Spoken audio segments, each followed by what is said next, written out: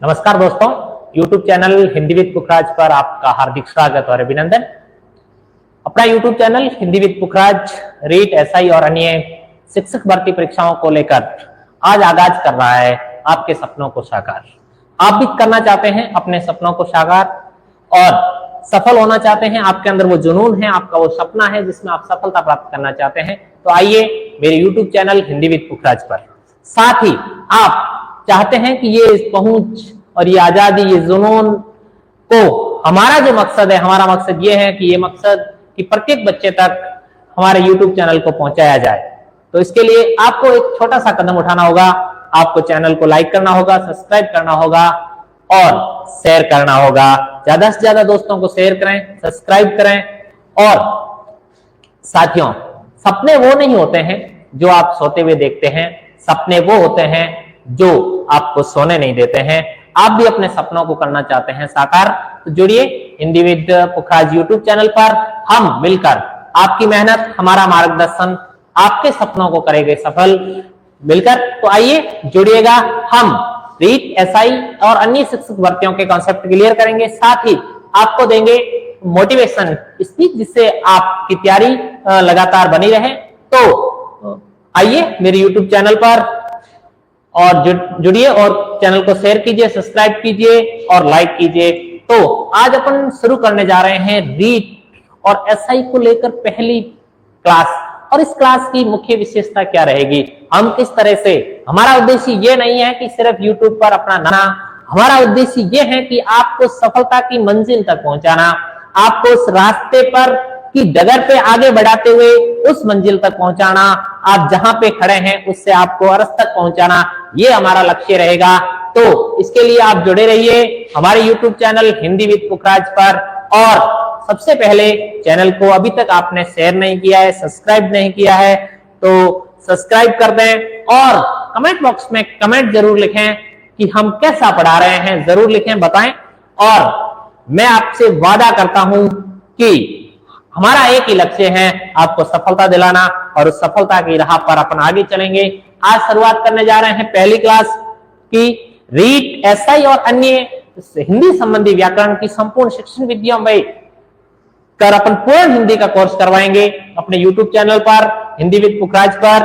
तो पहली क्लास है, आप सभी का एक बार पुनः हार्दिक स्वागत, अभिनंदन। तो शुरुआत करेंगे अपन प्रश्नों के साथ और फिर अपन आएंगे टॉपिक पर और प्रत्येक कॉन्सेप्ट क्लियर। आज तक आपने कई बार संधि पढ़ी होगी, मैं ये नहीं कह रहा हूं नहीं पढ़ी, लेकिन ऐसा पढ़ाऊंगा कि आज के बाद आप संधि पढ़ लोगे तो मैं आपको भरोसा दिलाता हूं कि कभी भूलोगे नहीं। तो चलते हैं, आज पहले अपन ऐसे करेंगे कि सवाल करेंगे और सवाल करने के बाद चैनल को एक बार देखिए। पहला सवाल आपकी स्क्रीन पर आ चुका है।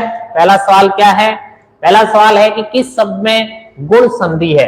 अब बात करेंगे, आप समझोगे कि सर सीधा हमें क्या पता कौन सी गुण संधि होती है, तो उसके लिए पहले आपको अपन संधि टॉपिक पढ़ेंगे क्लियर, लेकिन ये आज तक परीक्षा में पूछे गए जो सवाल है उनका थोड़ा सा अभ्यास कर लेते हैं, जिससे अपने को क्या हो जाएगा कि सवालों की प्रकृति कैसी रहती है उसका नॉलेज हो जाएगा, किस प्रकार के सवाल रीट, एसआई और अन्य प्रतियोगिता परीक्षाओं में पूछे जाते हैं।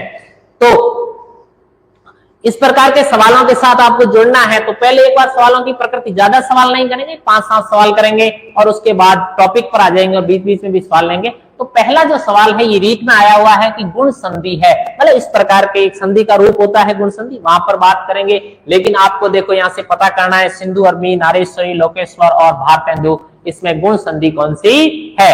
यानी हम आपका पूर्व ज्ञान चेक कर रहे हैं कि आपको संधि के बारे में कितना नॉलेज है। फिर हम संधि के बिल्कुल हल्के सा हल्का जो कॉन्सेप्ट है उसको क्लियर करेंगे। और मैं बार बार आपको कह रहा हूं कि हम उस तक पहुंचेंगे। गुण संधि का उदाहरण है पहला सिंधु उर्मी। सिंधु उर्मी के जो संधि है वो है सिंधु प्लस उर्मी, संधि प्लस उर्मी, यहाँ ऊ है, यहाँ ऊ है, ये दीर्घ संधि का उदाहरण है। नारीश्वर में क्या है? नारी प्लस ईश्वर, तो ये भी दीर्घ संधि का उदाहरण है। लोकेश्वर में क्या है? लोक प्लस ऐश्वर्य, ये वर्दी संधि का उदाहरण है। और भारत प्लस इंदु, भारत धन इंदु, ये गुण संधि का उदाहरण है। तो ये किसमें पूछा गया है? रीट में पूछा गया और इसका उत्तर बी है। इसका उत्तर बी है। अब चलते हैं अगले सवाल की ओर। अगला सवाल क्या कहता है, बहुत शानदार सवाल पूछा है, वृक्ष छाया में संधि विच्छेद होगा, वृक्ष छाया का संधि विच्छेद। यानी पहला सवाल जो था, हमें ये नहीं देखना था कि गुण संधि कौन सी, मैं उस सवाल के माध्यम से आपको ये बताना चाहता था कि सवालों की प्रकृति का एक प्रकार है कि आपको कोई शब्द देके पूछ सकते हैं कि इसमें से कौन सी संधि है, यानी प्रकार के अनुसार वो गुण संधि है, यण संधि है, दीर्घ संधि है, वृद्धि संधि है, स्वर संधि है, व्यंजन संधि, ऐसे सवाल पूछ सकते हैं। तो वृक्ष छाया में संधि कौन सी है, कहने का मतलब है कि अगला जो सवाल है इस प्रकार का सवाल बन सकता है कि सीधा सीधा कोई शब्द दे दे, जैसे अभी सीएटी के अंदर ये पूछा गया था, आपको शुक्ति के बारे में बहुत ज्यादा संधि पूछी गई, तो इस प्रकार का सवाल आता है। इसमें वृक्ष छाया चागम संधि है और इसका जो उत्तर होगा वृक्ष प्लस छाया होगा, डी उत्तर होगा। ठीक है, अगले सवाल की ओर बढ़ते हैं अपन। अगला सवाल है महोषधम में संधि होगी। देखो अगला जो सवाल है, मतलब कहने का मतलब है कि एक सवाल ये आ सकता है कि संधि का वो कौन सा प्रकार है, या फिर संधि विच्छेद पूछ सकते हैं। इस प्रकार भी सवालों की क्या रहती है, प्रकृति रहती है। ये भी रीट में आया हुआ सवाल है। मां औषधम में संधि है, हाँ होगा, महो तो होगा ही नहीं, महाधन औषधम होगा, यानी ये ए नंबर इसका उत्तर होगा। औषधम पे दो मात्राएं होती है, ये भी आपको ध्यान रखनी है। भवन में संधि विच्छेद है, पहली बात तो भवन, हालांकि अपन इसके टॉपिक क्लियर करेंगे तब ये बहुत अच्छे ढंग से आपको आएंगे, लेकिन फिलहाल ये बताने की कोशिश की जा रही है कि रीट, एसआई या अन्य जो प्रतियोगिता परीक्षाएं हैं, भले शिक्षक भर्ती फर्स्ट ग्रेड हो या सेकंड ग्रेड, जिसमें भी व्याकरण का पार्ट काफी रहता है, और रीट और मुख्य जो शिक्षक भर्ती है, रीट L1 L2 भाषा आप फर्स्ट ले रहे हो सेकंड ले रहे हो, दोनों में संधि का टॉपिक है।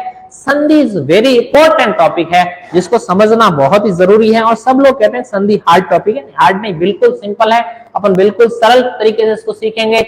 भवन में संधि कौन सी है, काफी साथियों ने इसका उत्तर दे रहे हैं। बिल्कुल इसका जो उत्तर है वो भोधन अन है। कैसे हुआ, मैं आपको सिर्फ सवालों की प्रकृति बता रहा हूं, कैसे हुआ ये अपन सीखेंगे, अभी ये अभी सीखना है। ये सिर्फ आपको पूर्व ज्ञान जोड़ने का प्रयास किया जा रहा है, आपको खुद को टेस्ट किया जा रहा है कि आपको कितना आ रहा है। अब भूधन अन क्यों होता है, भोधन अन क्यों होता है, भोधन अन क्यों नहीं होता, भदन अन क्यों नहीं होता, भदन वन क्यों नहीं हुआ, इन सब बातों को क्लियर करने के लिए अभी अपन आगे बढ़ेंगे। चलो अगले सवाल की ओर बढ़ते हैं। बिल्कुल सवाल आया है, नयन में संधि है, अयादि, वृद्धि, गुण, यण, यानी इस प्रकार के सवाल भी परीक्षा में पूछते हैं। ये जो इसका उत्तर होगा ये होगा अयादि। बिल्कुल, नयन में कौन सी संधि है, अयादि है। अयादि क्यों है इसकी बात अपन करेंगे बाद में। ये जब आप जुड़े रहिए, आप अपने टॉपिक होगा उसमें पता चल जाएगा कि इसमें अयादि संधि कैसी हुई। आपका ये सिर्फ पूर्व ज्ञान चेक हो रहा है कि आपको कितना आ रहा है। अगला सवाल की ओर बढ़ते हैं। आप कमेंट बॉक्स में उत्तर जरूर लिखते रहें, आपका भी चेक हो जाए। छठा सवाल है, बहुत गवाक्स शब्द का सही संधि विच्छेद है। इस प्रकार के सवाल भी परीक्षा में पूछते हैं। गवाक्स, गवाक्स का सही संधि विच्छेद कौन सा है? देखिए शब्द क्या है, गवाक्स है।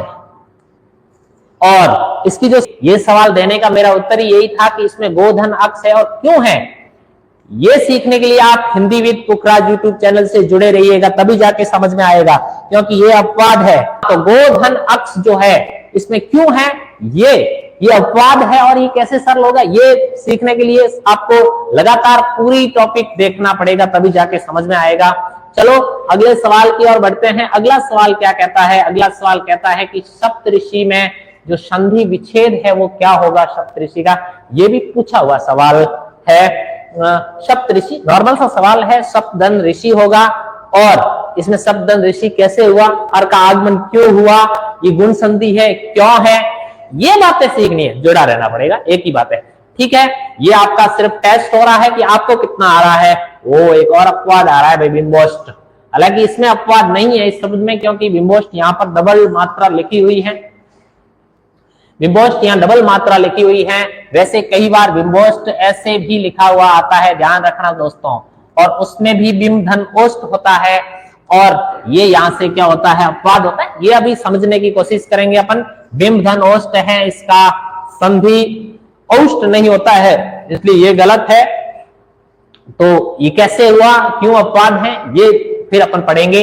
आगे आते हैं अपन 9 नंबर सवाल की ओर से। कि इनमें स्वर संधि से बना हुआ पद है। बहुत शानदार सा सवाल पूछा है। यानी कहने का भाव यह है कि मैंने जो 10 सवाल इसमें कमेंट करने की कोशिश की है, उसका उद्देश्य एक ही है कि सवालों की प्रकृति क्या रहती है, कि हम पढ़ते वक्त किन किन बातों का ध्यान रखें। आजकल की जो प्रतियोगी परीक्षाएं हैं उसमें किस प्रकार के सवाल पूछे जाते हैं। ये अपनी पहली क्लास है, ज्यादा से ज्यादा इसको शेयर कर लें। सवाल है इसमें से स्वर संधि का पद बना हुआ है। कहने का भाव यह है कि आज बार स्वर संधि पूछ ली, अगली क्लास में व्यंजन संधि पूछ सकते हैं, या अगली जो है अपनी विसर्ग संधि भी पूछ सकते हैं। देखो तलीन में इस प्रकार के सवालों को हम करने के लिए क्या तलीन में तत् प्लस लीन होता है, विच्छेद में वी प्लस छेद होता है, त्यागन संधि है, यहाँ पर शरद चंद्र में शरद प्लस चंद्र होता है, व्यंजन संधि का उदाहरण है, और दीक्षांत में दीक्षा प्लस अंत होता है। तो ये पूछ क्या रहा है, स्वर संधि। स्वर संधि में क्या होता है, आ के साथ अ आता है, यानी उत्तर इसका डी है। लेकिन स्वर संधि के और किसे भेद होते हैं उनकी भी बात करेंगे आगे। चलो अगला जो है सवाल 10वां, वो है चंद्रोदय में। बहुत ही निर्बल सा सवाल है कि चंद्रोदय में कौन सी संधि है। सवाल पूछा गया है कि चंद्रोदय शब्द है, इसमें संधि कौन सी है। तो नॉर्मल सी बात है कि चंद्रोदय में गुण संधि है। अब बात ये थी कि जो 10 सवाल मैंने पहले शुरू क्यों किए, ये इसीलिए शुरू किए कि आप समझ सकें कि